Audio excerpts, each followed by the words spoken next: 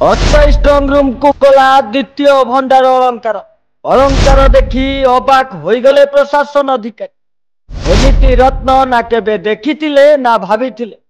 मयूर हारठू आरंभ करी प्रभुंक रघुनाथ बेश अलंकार जाए हीराठू आरंभ करी मोती माणिक्य पर्यंत 119 प्रकार अलंकार रही।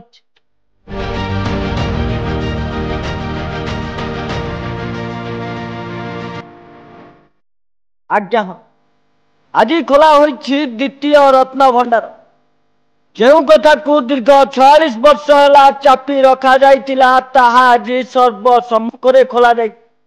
आज्ञा हाँ रत्न भंडार भीतर को जाइछंती 11 जणिया टीम। पूर्व थर परी एथर भी जस्टिस विश्वनाथ रथंक नेतृत्व में 11 जणिया हाई लेवल कमिटी भीतर रत्न भंडार को जाइछंती। पूर्व निर्धारित समय अनुजाई आज पूर्वाह्न 9:51 खोली श्रीमंदिर भित्तिरी रत्न भंडार।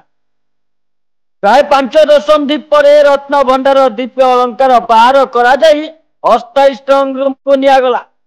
भीतर रत्न भंडार खोलिवा निमंते श्रीमंदिर रत्न भंडार तदारक कमिटी अध्यक्ष विश्वनाथ रथ श्रीमंदिर मुख्य प्रशासक समेत टेक्निकल टीम श्रीमंदिर भितर रही।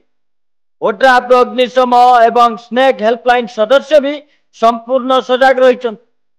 Light cutter generator fire mask metal detector सबू भीतर को जाइए। गत रविवार बाहर रत्न भंडार खोली स्वर्ण और रुपये अलंकार गुड़िक अस्थायी स्ट्रंग रूम को स्थानांतर होइतिबा बेले आज भीतर रत्न भंडार पाली।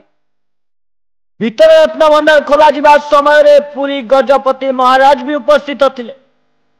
एही समय रे देखिबा को मिलिथिला विभिन्न प्रकार हीरा नीला मोती माणिक्य जहाँ प्रशासन अधिकारी मानंकु पूरा चकित करी देइथिला।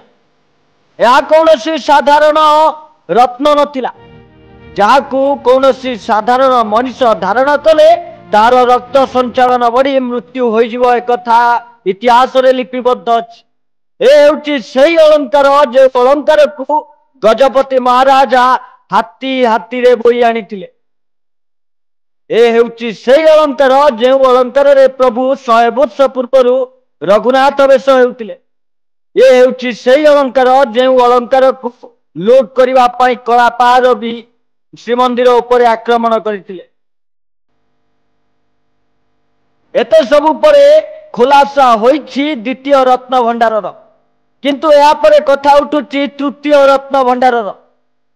कौन द्वितीय रत्न भंडार परे तृतीय रत्न भंडार रही कि याकु नहीं वर्तमान साधारण जनता वर्तमान साधारण जनता मनरे प्रश्न उंकी मारुछि। Bureau report news alert 24x7।